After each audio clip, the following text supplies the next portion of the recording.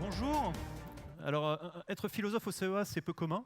La philosophie, Platon, tout ça, c'est pas connu pour être le fond de métier du CEA. Ça vient du fait que, au moment où le débat sur les nanotechnologies s'annonçait, le CEA a ressenti le besoin de se pourvoir d'une petite cellule de réflexion sur les enjeux aussi bien éthiques qu'épistémologiques qui pouvaient apparaître avec le développement des nouvelles technologies. Et c'est Étienne Klein qui a créé ce laboratoire. Donc j'ai la chance d'être probablement le seul philosophe à avoir été embauché sur un poste d'ingénieur au CEA. Et ce qui change les choses, du coup, c'est que je n'ai pas été embauché uniquement pour travailler sur mes thématiques, même si c'est parce que j'avais un goût pour la philosophie des techniques que j'ai été recruté. Des fois, on me donne des missions. Alors des fois on me dit travaille sur l'expérimentation animale, des fois ça oriente. Et l'une des choses qu'on m'a dites, c'est il faudrait travailler sur l'innovation. L'innovation parce qu'il y avait notamment toute une discussion sur l'innovation responsable qui se profilait à la Commission européenne. Et donc, j'ai travaillé pendant 2 ans jusqu'à rendre un rapport, et puis ça a donné un article que des économistes ont bien voulu publier. Et c'est de ça dont je vais vous parler aujourd'hui. Le thème de l'innovation s'impose dans la recherche, tout simplement parce que c'est devenu, je dirais, l'horizon, pour paraphraser Sartre, l'horizon indépassable de notre temps, l'horizon. Vous vous souvenez peut-être de la stratégie de Lisbonne de 2000 à 2010. Le mot d'ordre, c'était la société de la connaissance, l'économie de la connaissance. Et ce qu'on appelle l'horizon 2020, c'est-à-dire la stratégie décennale qui a été mise en place en 2010, le mot d'ordre, c'est l'innovation, pour une société de l'innovation. Alors, c'en est au point que le terme apparaît plus de 300 fois dans le document de référence, qui ne fait que 60 pages, un peu moins de 60 pages. Et dès le départ, c'est-à-dire dès la première page, on apprend que l'innovation est la meilleure chance que nous ayons de résoudre les problèmes en termes de compétitivité, de niveau d'emploi, de niveau de vie en Europe, mais aussi de pouvoir relever les défis qui se posent à nous à propos des défis sociétaux essentiellement, et qui sont identifiés comme le changement climatique, les problèmes de ressources en matières premières et en énergie, les problèmes de santé dans une société vieillissante, et qui deviennent de plus en plus urgents de jour en jour. Voilà. Donc, l'innovation, c'est la panacée. Ça doit nous permettre de tout résoudre. Hein, c'est posé comme ça. Et ça apparaît, comme je vous dis, 5 fois par page, quand même, hein, ce terme. Donc, s'il y avait, pour ceux qui sont mal comprenants, c'est-à-dire c'est vraiment l'innovation. Hein, les scientifiques, vous devez faire de l'innovation. Et la difficulté est qu'en dehors de ce que je viens de vous dire, c'est-à-dire ce à quoi l'innovation doit servir, il n'y a pas de définition, proprement parler, dans ce document. Alors, ce n'est pas forcément très grave, il y a d'autres documents qui peuvent compléter et nous dire notamment comment mesurer l'innovation, je vais y venir. Mais pour mesurer le chemin qui a été parcouru, sachant qu'il y a de ça 50 ans, on ne parlait pas d'innovation, et que en 1974, c'est une citation que j'aime bien rappeler, dans un rapport de la NSF, qui est donc l'agence qui, tous les 10 ans, rend des avis sur l'état des universités, sur la science, les défis stratégiques pour la recherche américaine, il était marqué, noir sur blanc, que l'usage du terme innovation était contre-productif, parce qu'on ne savait pas très bien de quoi on parle. Alors, l'innovation, de cette manière, ça peut m'aller quand je travaille au CEA, surtout quand je tombe sur une revue de presse. Je reçois la revue de presse tous les 3 mois. Et là, la dernière en date, au début de l'année, il était dit que le classement Reuters venait de classer le CEA comme étant l'organisme de recherche publique le plus innovant dans le monde. C'est formidable, ça. Et en fait, qu'est-ce que ça veut dire? Il y a un indicateur, et l'indicateur qui est très souvent mis en avant pour mesurer la capacité d'innovation, ce sont les brevets. Donc, en fait, ce que ce classement vous dit, c'est le CEA dépose beaucoup de brevets, et surtout, ces brevets ont le taux le plus élevé d'homologation. À plus de 80%, les brevets que nous déposons sont homologués. Et c'est ça qui permet de passer devant le MIT, les organismes japonais ou coréens. Le CEA est très fort, a une énorme crédibilité, en plus de sa production en nombre, en termes de brevets. Alors on va dire c'est parfait, et l'idée sous-jacente d'ailleurs dans la stratégie européenne, et suivi d'ailleurs dans le reste du monde, c'est faites beaucoup de recherche et développement, déposez des brevets pour vous assurer le monopole, la maîtrise de la monétarisation de vos nouvelles connaissances, d'accord ? Faites des profits. Et avec ces profits, alors là, le raisonnement devient un peu plus flou, mais du fait que vous êtes assuré d'avoir les profits, ça vous permettra, comme on dit, d'adresser un certain nombre de défis, donc de résoudre des problèmes, et l'innovation va pouvoir intégrer la société. Voilà l'idée générale. En fait, je pourrais citer pour chacune des étapes de ce raisonnement des contre-exemples absolument flagrants qui font qu'il n'y a jamais eu de démonstration que ça marche comme ça. Il y a même beaucoup d'indices que ça ne marche pas comme ça. Je vais quand même vous en citer un ou deux. Si on devait donner une firme très innovante, probablement que les gens citeraient Apple. Hein, et Apple, dans son chiffre, l'investissement dans son chiffre d'affaires, ça représente 2%. C'est l'une des firmes qui investit le moins en R&D, Apple. Donc, on peut faire de l'innovation, visiblement, sans investir énormément dans la R&D. Et pour ce qui est du CEA, certes, nous déposons beaucoup de brevets, c'est formidable, mais il faut savoir quelque chose, c'est que le coût pour déposer ces brevets et les faire enregistrer est 5 fois supérieur aux royalties qu'ils nous rapportent. Et au fait de vendre Et c'est valable pour le MIT, c'est valable en fait pour tous les organismes de recherche publique. Le fait de déposer des brevets, c'est un coût. C'est absolument pas quelque chose qui rapporte. Il peut y avoir des jackpots à certains moments, des choses qui m'amènent à relativiser. Je vous ai donné la moyenne et on est dans cette tendance. Alors, du coup, ce que j'ai proposé au haut-commissaire quand il m'a demandé de travailler sur ce terme, c'est, essayons de voir d'où vient cette notion. De quoi fut le nom ? De quoi l'innovation fut-elle le nom ? Et là, la première surprise, c'est que c'est un terme, à l'échelle des siècles, ce n'est pas si récent que ça, mais c'est un terme qui a une longue histoire. Au départ, innovation, ça vient du latin, vous vous en doutez, c'est innovatio, d'accord ? Et en latin, pour les Romains, ça voulait dire renouveler. Et d'ailleurs, plutôt renouveler à l'identique. Donc, ce n'est pas ça qu'on cherche. C'est... dans la romanistique, au Moyen-Âge, le terme prend un autre sens qui est introduire quelque chose de nouveau dans quelque chose d'ancien. Et c'est, dans les langues romanes, c'est essentiellement les juristes qui vont utiliser ça.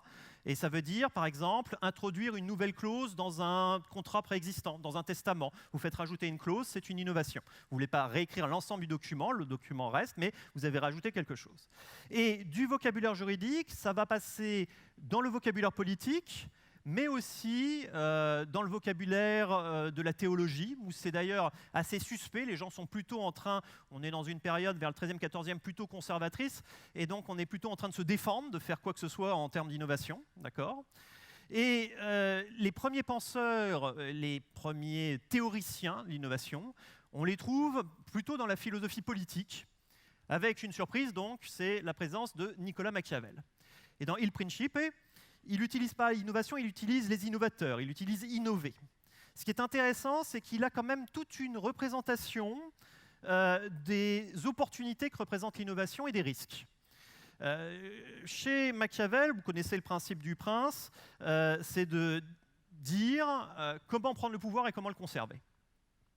Et donc, Machiavel explique que il y a deux façons d'agir. Il y en a une qui est prudente, en respectant les us et coutumes, en étant très prévisible, en avançant de façon graduelle. Et puis il y en a une autre, qui est brusque, violente, qui fait des ruptures, qui surprend, qui est une prise de risque, qui joue sur la décision, et c'est celle-là qu'il appelle innover. Et ce qui est intéressant chez Machiavel, c'est qu'il dit, en fait, les circonstances changent. Il y a des moments où il faut innover, il y a d'autres moments où il faut s'en abstenir. En gros, quand il y a une crise, qu'elle soit une crise ouverte ou que ce soit une crise latente, c'est-à-dire que le cours des événements aille vers la crise, à ce moment-là, il faut innover. En revanche, si vous êtes dans une période où vous êtes de relative stabilité, mieux vaut garder les choses en l'état. Et ce qu'ajoute Machiavel, qui est assez intéressant pour notre propos, vous voyez, vous remarquez que ça n'a rien à voir avec la science. Hein. C'est une façon de penser, il dit c'est penser comme un renard, de savoir innover, mais ça n'a rien à voir avec la connaissance scientifique. Ce que Machiavel ajoute, c'est les gens, très souvent, quand ils ont réussi par l'une ou l'autre des méthodes, et ils vont penser que c'est celle-ci qui marche toujours. Donc quelqu'un qui a pris le pouvoir par la violence, par exemple, va vouloir le conserver en continuant de faire des coups d'éclat, alors que sans doute, la méthode serait différente et qu'il lui faudrait plutôt stabiliser et rassurer les gens. et inversement. D'accord ? Et donc, il y a une difficulté qui est qu'il faut apprendre que de temps en temps, enfin, dans certains moments, il faut innover, et dans d'autres moments, il faut s'en abstenir. C'est une marque de l'esprit classique que de considérer que l'innovation n'est pas justement la panacée, mais qu'il y a une condition pour innover. Il y a des moments où il faut le faire, il y a d'autres moments où il faut vraiment s'en abstenir, de prendre au sérieux le risque que représente l'innovation. La deuxième personne qui va nous intéresser, c'est Francis Bacon. Alors Francis Bacon, c'est le fondateur de la méthode expérimentale, c'est la personne qui a créé le mot progrès dans son sens moderne, c'est à la fois un homme politique, un scientifique, la personne à qui Kant va dédier la critique de la raison pure, bref, c'est un monument de la modernité. Et Bacon, lui, dans ses essais, Morale et politique, il a un passage, donc un chapitre assez court qui s'appelle « Des innovations ». Et dans ce chapitre, Bacon commence par dire, alors ce qui est très surprenant, c'est une très belle langue, c'est peut-être ça la différence, mais sinon ce qui est très surprenant, c'est qu'on pourrait prendre ce passage et le vendre actuellement à la Commission européenne quand elle demande des rapports sur l'éthique et l'acceptabilité des innovations, ça passerait parfaitement. Ça n'a pas pris une ride, c'est extrêmement efficace et robuste, c'est de la très bonne rhétorique. Que dit Bacon ? Bacon dit les innovations sont comme des nouveau-nés, par exemple. Il commence par dire ça. Ce sont des êtres turbulents, fragiles, qu'il faut donc protéger, mettre sur tutelle pour attendre qu'elles aient eu le temps de se développer. Et à ce moment-là, seulement, quand elles seront devenues autonomes, on pourra les laisser se développer par elles-mêmes. Et ça, c'est une rhétorique de l'acceptabilité qui plaît énormément à tous les organismes de contrôle. Autre chose, cette analogie avec la médecine, avec les remèdes, qui est très intéressante. Il dit, évidemment, chaque remède est une innovation, chaque nouveau remède. Et celui qui ne s'appliquera pas, qui n'emploiera pas de nouveaux remèdes, eh bien, il doit s'attendre à subir de nouveaux maux. Car le temps est le plus grand des innovateurs. Et là, il a une conception, je dirais, aristotélicienne, il a une conception du temps comme corrupteur, quelque chose qui dégrade. Et le temps, bien sûr, change les choses pour le pire. Et par conséquent, si la sagesse et la réflexion, le conseil, ne les changent pas pour le meilleur, bien, quelle sera la fin ? Comment tout ça va finir ? Et donc vous voyez, c'est un raisonnement qui est encore tout à fait d'actualité, qui est de dire, certes, chaque innovation représente un risque pris individuellement, mais le plus grand des risques serait de ne jamais innover. Voilà. Et on retrouve beaucoup d'éléments finalement qui sont maintenant dans l'idéologie de l'innovation. On trouve l'idée que le temps joue contre nous, par exemple. On retrouve l'idée que la science, les progrès de la connaissance doivent se convertir en bien-être.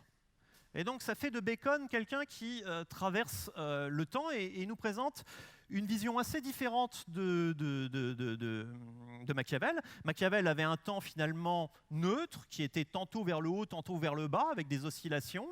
Et puis là, on a autre chose. On a une vision un peu pessimiste, mais qui peut être contrecarrée par des efforts qui sont ceux de l'innovation. Alors tout ça, ce sont des origines oubliées du terme innovation. En fait, personne n'a ni Machiavel, ni Bacon dans la tête quand il pense à l'innovation. Mais il y a des traditions de pensée qui sont plus récentes et qui ont réellement apporté quelque chose et qui expliquent en partie pourquoi le terme est devenu si présent à la fin du XXe siècle et maintenant entièrement dominant. La première d'entre elles, c'est la sociologie. Enfin, la sociologie, ça vient de Gabriel Tarde. Tarde, c'était le grand rival de Durkheim, mais c'est plus vraiment ce qu'on appellerait de la sociologie de notre temps. On dirait plutôt de la psychologie collective, si vous voulez. Son idée, c'est, dans les lois de l'imitation, c'est les sociétés, finalement, sont globalement peuplées par des individus qui sont conformistes, qui s'imitent les uns les autres, qui veulent faire la même chose les uns que les autres, surtout si la personne qu'ils imitent est au-dessus d'eux. Donc en fait, c'est un peu ce qu'on appelle la société de cour chez Norbert Elias. Et pour expliquer néanmoins qu'il y a des changements, eh bien, il dit il y a quelque chose qui contrecarre ce conformisme social, ce mimétisme, c'est les innovateurs. Les innovateurs, ce sont des gens, tout simplement, qui s'écartent de la norme pour faire les choses différemment. Des fois, ils ne sont pas au courant d'ailleurs, ils ne savent pas, ils ne se rendent pas compte qu'ils sont en train d'innover. S'ils le savaient, ils s'en abstiendraient. Voilà. Vous remarquerez alors que le terme innovateur ne désigne pas du tout un inventeur. L'innovateur désigne quelqu'un qui change son comportement, éventuellement quelqu'un qui adopte d'ailleurs un autre produit, un nouveau produit, ou qui fait un nouvel usage de quelque chose qui préexiste. Et l'innovation est cette sorte de déviance sociale qui permet aux sociétés de se transformer. tarde est d'ailleurs assez inquiet, comme tout le monde, comme Durkheim, du fait que ça va en s'accélérant et qu'on passe de sociétés qui sont des sociétés de la reproduction, des sociétés comme les sociétés froides, les sociétés qui ne bougeaient pas, hein, qui restaient toujours identiques. On est en train de passer en Occident à des sociétés qui, elles, vont reposer non pas donc sur la transmission d'un stock de connaissances, de comportements, de reproduction, mais sur des sociétés justement de l'innovation où le changement doit être intégré. Et d'une certaine manière, ça l'effraie.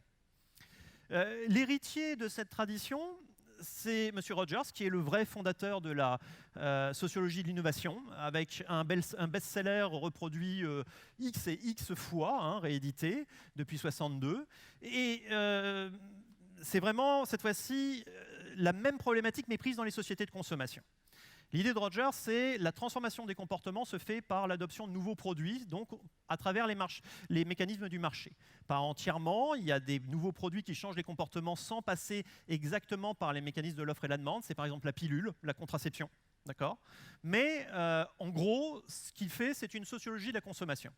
Et ceux qu'il appelle les innovateurs, c'est ce qu'on appellerait des consommateurs d'avant-garde. Ceux qui vont être les 2,5% qui vont guetter les nouvelles technologies, adopter ces produits. Et ils sont extrêmement importants. Bon, ensuite, la courbe, c'est une courbe en cloche, hein, c'est une gaussienne. Vous avez les early adopters, hein, les gens qui sont les adopteurs précoces, puis ensuite le moyen terme, puis ensuite les adoptants tardifs, puis pour finir, vous avez les traînards, laggards, d'accord, ceux qui veulent vraiment pas avoir de téléphone portable en 2016. Bien.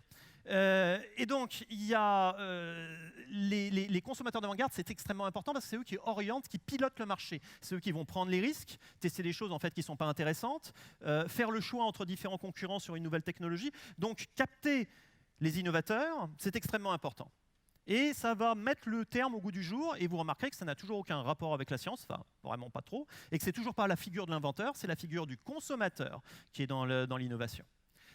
Les choses sont différentes dans l'autre tradition, avec la personne qui est le théoricien incontesté de l'innovation, c'est Schumpeter. Alors, Schumpeter, c'est un économiste viennois, libéral, qui écrit plusieurs livres à partir de 1911, jusque dans les années 50-60. Et alors, il définit l'innovation d'une façon qui peut paraître choquante, mais qui est probablement la plus robuste. Il dit l'innovation, c'est de la destruction créatrice. Et j'insiste bien, ce n'est pas simplement de la création qui détruit, non, c'est de la destruction créatrice. Schumpeter, c'est quelqu'un qui prend au sérieux les prédictions de Marx. Marx a dit, en gros, que le capitalisme allait dans un phénomène de concentration. Voilà, les boîtes allaient se manger les unes les autres jusqu'au moment où il n'y aurait plus qu'un oligopole ou un monopole en place. Et deuxièmement, il a prédit que la mécanisation allait tendre vers la baisse tendancielle du taux de profit. La baisse du taux de profit, pour une raison simple, c'est que dans l'idée de Marx, la valeur vient du travail des gens, donc il faut payer un peu moins ou beaucoup moins les gens pour ce qu'ils produisent, pour pouvoir le vendre et tirer la plus-value. Simplement, quand vous les remplacez par des machines, pendant un moment, vous avez un avantage par rapport à vos concurrents, donc vous faites vos profits à ce moment-là, sauf que du coup, vos concurrents vont faire faillite ou ils vont s'adapter à acheter les mêmes machines, donc à la fin, il y aura moins de main-d'œuvre, tout simplement, donc moins de gens que vous pourrez exploiter et prendre, à qui vous pourrez tirer la plus-value, parce que les machines, en gros, vous ne pouvez pas leur tirer la plus-value. Les machines, vous l'achetez, puis après, vous payez l'entretien, sinon elles cassent. Donc il n'y a pas de moyen, si vous voulez, entre guillemets, tirer de plus-value sur une machine par rapport à une autre machine.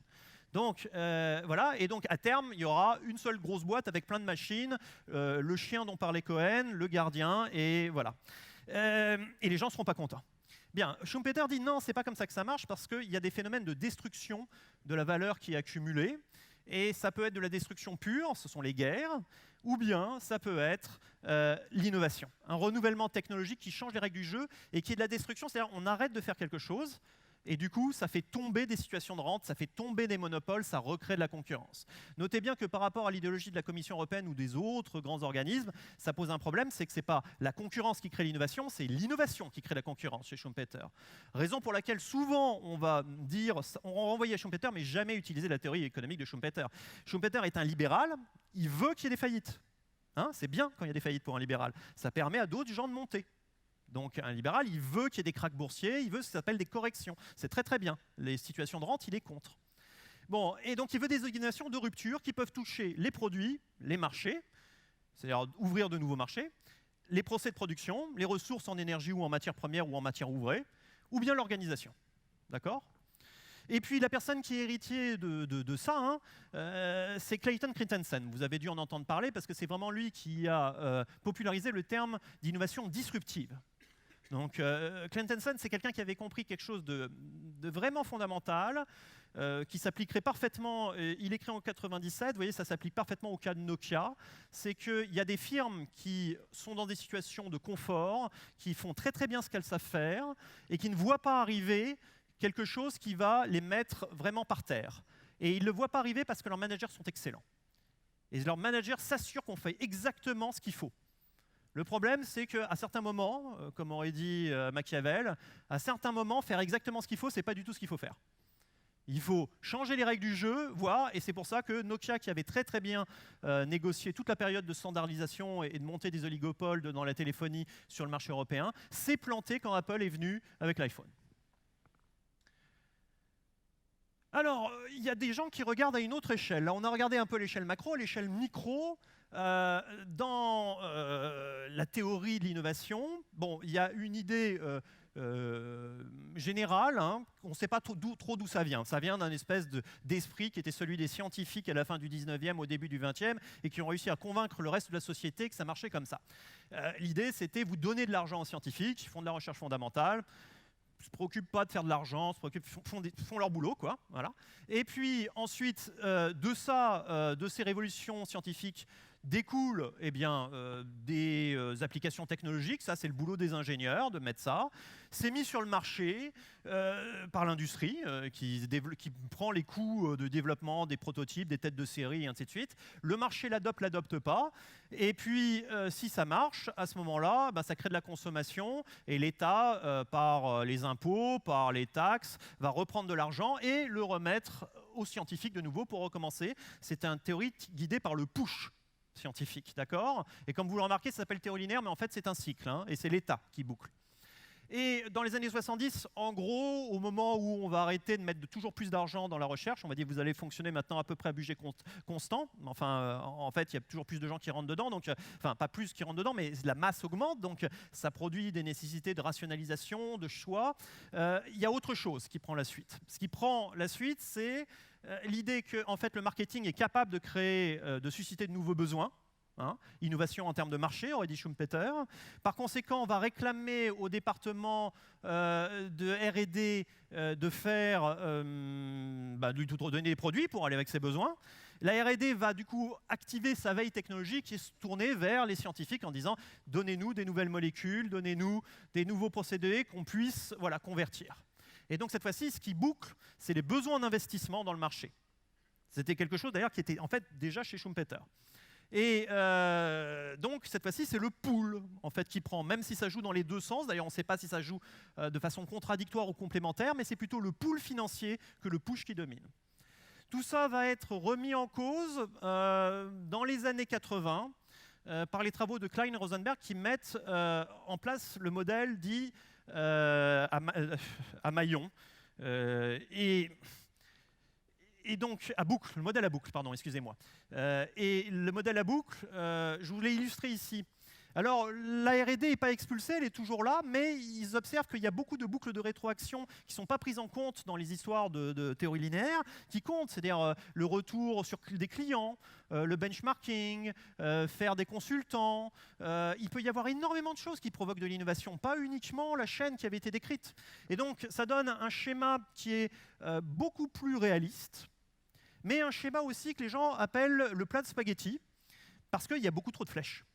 Et en gros, quand vous êtes un scientifique, vous le savez, si vous avez des boucles de rétroaction, si vous avez plus de 3 flèches, vous ne savez plus du tout comment ça fonctionne.